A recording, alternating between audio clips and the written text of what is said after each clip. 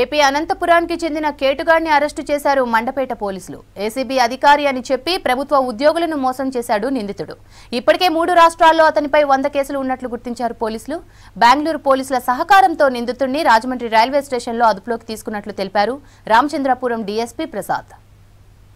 తారీఖు నాడు మా Mandapeta rural police station ASI గారు అయినటువంటి వెంకటేశ్వరరావు గారు అనే ఆయనకి ఒక వ్యక్తి ఏసీబీ అధికారిని అని చెప్పి ఫోన్ చేసి ఆయన కొద్దిగా అథారిటేటివ్గా మాట్లాడి ఆయన మోసపూరితంగా బెదిరించి మిమ్మల్ని కనుక మీకు 4 రోజుల్లో రిటైర్మెంట్ ఉంది, మీ మీద ఏసీబీ ట్రాప్ పడబోతోంది, మీరు అరెస్ట్ కాబోతున్నారు, మీరు కనుక ఇమ్మీడియట్గా నేను అడిగిన డబ్బులు కనుక ఇవ్వబడితే కనుక మీరు అరెస్ట్ అవుతారు, మీ రిటైర్మెంట్ బెనిఫిట్స్ అన్ని ఆగిపోతాయి, ఇక ఏసీబీ కేసులో పడ్డారంటే మీకు ఆల్మోస్ట్ ఆల్ మీకు కూడా మీ సర్వీసు ఇది తేలదు, మీ బెనిఫిట్స్ రావు మీకు అని చెప్పి బెదిరించి అతను ఆయన దగ్గర డబ్బులు డిమాండ్ చేయడం జరిగింది.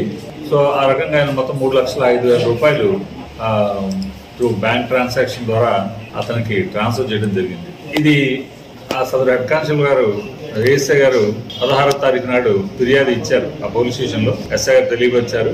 సో అది ఫేక్ ఏసీబీ అధికారి విషయం నిర్ధారించుకున్న వెంటనే ఆయన కంప్లైంట్ ఇచ్చారు. యాక్చువల్గా దీంట్లో ఆయన కేవలం భయం చేయాలా మాత్రం రిటైర్మెంట్ దగ్గరలో ఉన్నాం కాబట్టి సర్వీస్ మ్యాటర్స్ తేలవేమో అని చెప్పి ఎన్నో అనవసరం ఇబ్బంది ఎందుకు పడాలని ఒక భయం చేత అలా డబ్బులు ఇవ్వడం జరిగింది.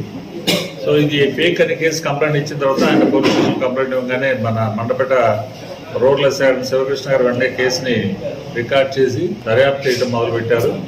వెంటనే ముద్దాయిల్ని కాల్ డీటెయిల్స్ ద్వారా ఈ దర్యాప్తు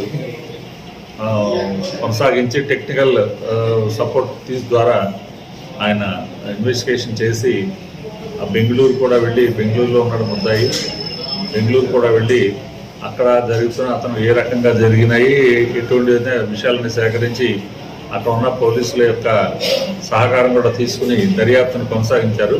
కొనసాగింపులో భాగంగా ఈరోజు ఉదయం ముద్దాయి విశాఖపట్నం వెళ్తుంటే, బెంగళూరు విశాఖపట్నం వెళ్తుంటే రాజమండ్రి రైల్వే స్టేషన్ దగ్గరలో అతన్ని అరెస్ట్ చేయడం జరిగింది ఈరోజు ఉదయం. ఇలాంటి కేసు ట్రాప్ చేస్తున్నప్పుడు దానికి ముందుగానే జాగ్రత్తగా పెట్టుకుని చాలా క్విక్గా చేసుకోవడంతో ముద్దాయి యొక్క ఆహ్వానాలు, అతని యొక్క కొంత ఐడెంటిటీ మనకు తెలిసింది. అతని మీద నిఘా పెట్టుకోవడం జరిగింది. ఆ నిఘాలో భాగంగా ఈరోజు ముద్దాయి బెంగళూరు నుంచి విశాఖపట్నం వెళ్తుండగా మన సమాచారం మా దగ్గర ఉన్నంత చేత అతని రాజమండ్రిలో మేము అతని ఇమ్మీడియట్గా పట్టుకుని అరెస్ట్ చేయడం జరిగింది. అతన్ని ఈరోజు మన ఆలమూరు కోర్టులో రుజువు చేయడం జరుగుతుంది.